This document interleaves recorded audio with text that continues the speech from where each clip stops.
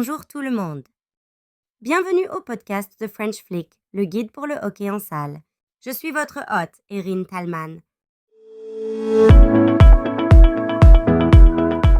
Pendant le dernier épisode, on a parlé des fautes liées aux mains et à l'envoi de balles dans la main d'un autre joueur, mais sans aller dans les détails. Les règles 9.8 et 9.11 dans le PDF des règles. On va distinguer entre deux choses.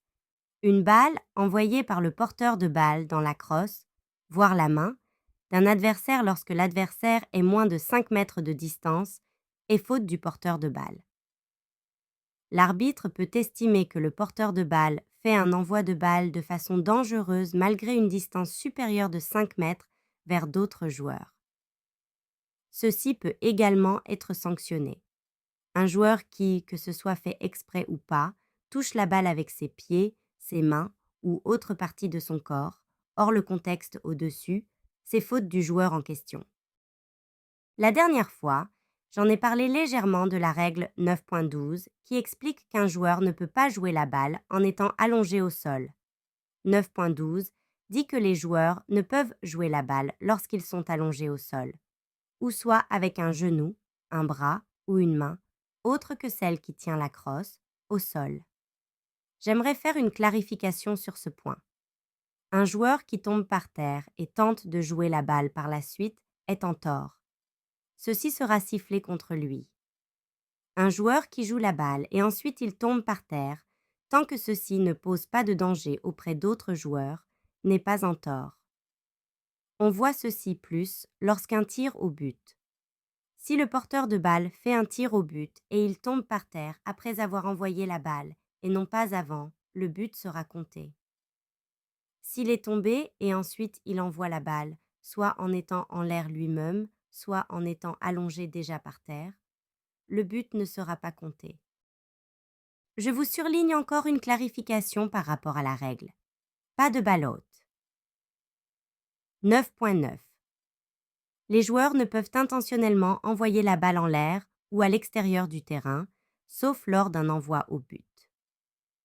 Ce n'est pas une faute si la balle décolle non intentionnellement de moins de 100 mm au-dessus du sol, sauf si un adversaire est à une distance jouable de la balle. 9.10. Les joueurs ne doivent pas jouer la balle en l'air. Toutefois, un joueur de l'équipe qui ne l'a pas fait monter peut l'arrêter. Si la balle est en l'air en raison d'un rebond après un envoi au but, sur le gardien, un défenseur, un poteau ou la barre, elle peut être contrôlée par un joueur, quelle que soit son équipe. Parlons du rôle et de l'importance de la capitaine. La règle 3.4 dit que les capitaines sont responsables de la conduite de tous les joueurs de leur équipe et de l'application correcte de la procédure de remplacement des joueurs de leur équipe. Un penalty corner est sifflé si un remplacement n'est pas effectué correctement. Une sanction personnelle est prise à l'encontre du capitaine s'il n'exerce pas ses autres responsabilités. Si un joueur ou plusieurs joueurs d'une équipe reçoit trop d'avertissements et de cartons, c'est la capitaine qui doit quitter le terrain pendant une durée de temps. On va faire un focus entièrement sur 9. La conduite du jeu, les joueurs. Spécifiquement les règles de 9.1 à 9.7 la semaine prochaine. La semaine qui suit, on va continuer d'examiner la section 9, à partir de la règle 9.13. Passons à l'action. Je vais partager une partie d'une vidéo de Germany v Australia, Indoor Hockey World Cup, Women's Pool B, 2018. On va regarder ensemble le Q1, 3,56, 9,22. Lorsque vous regardez cette clip, répondez aux questions suivantes. Voyez-vous la différence entre des envois de balles dans la crosse des adversaires lorsque la crosse est entièrement posée par terre et lorsqu'elle ne l'est pas? Frappe-t-elle les balles de façon gazon? Voyez-vous la différence entre les levées de balles qui se passent loin des joueurs adverses et lorsqu'on est près de l'adversaire et ou dans la zone? Lorsque les joueuses sont en bonne position pour défendre, elles tiennent comment leur crosse?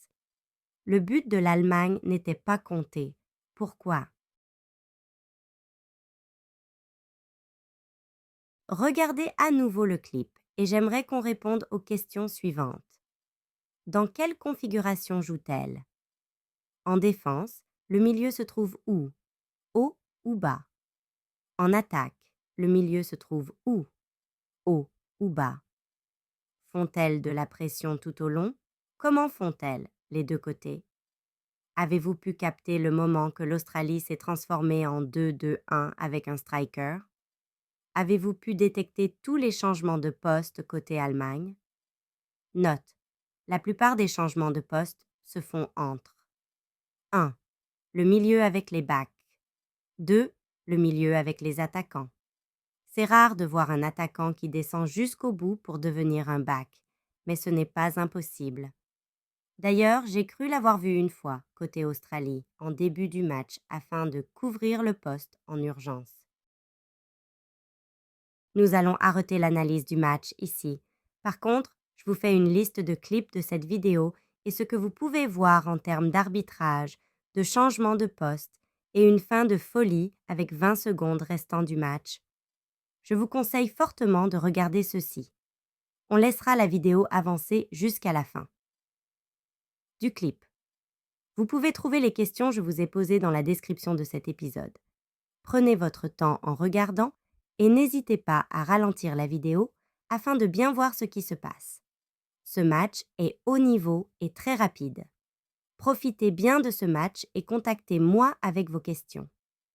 Si je n'ai pas la réponse, j'ajouterai vos questions sur la liste de celles qu'on va poser aux arbitres professionnels lors des interviews.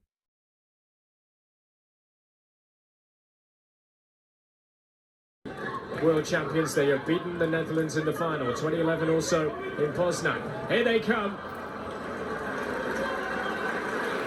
Through Altenburg. So very nearly the first goal of this match.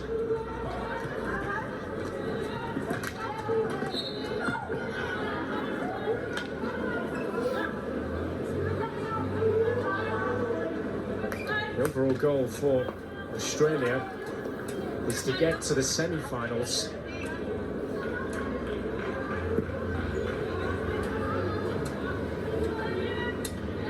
That just be the case for them after a slow start where they're beaten by Ukraine, but they came back and saw off the Czech Republic. But a 3-3 draw with Namibia was rather disappointing. But Germany here trying to just slalom through their defence. But important win over Russia yesterday afternoon, setting the tone for that to book a place in the next round and be amongst the elite in the knockout stages. Alice Schroeder is on now. This is Steindl. Lorenz. Schroeder. All the way back now, and now Lorenz. User.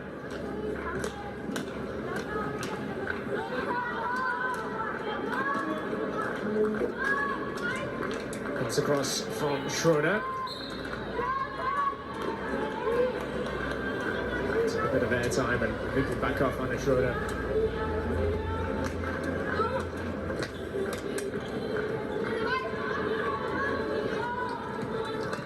Left feet with the cross. Pieper in a good position. And now Schroeder, she can get ahead of, she's got movers with her. Can get the ball under control. Lorenz, he'll come straight back at Australia here. Pieper, Schroeder! It's not going to count though. It's the ball is ready. I just wonder whether Mover's got a touch to this. And Schroeder took the strike, so he was raised, and did that get a touch off Movers?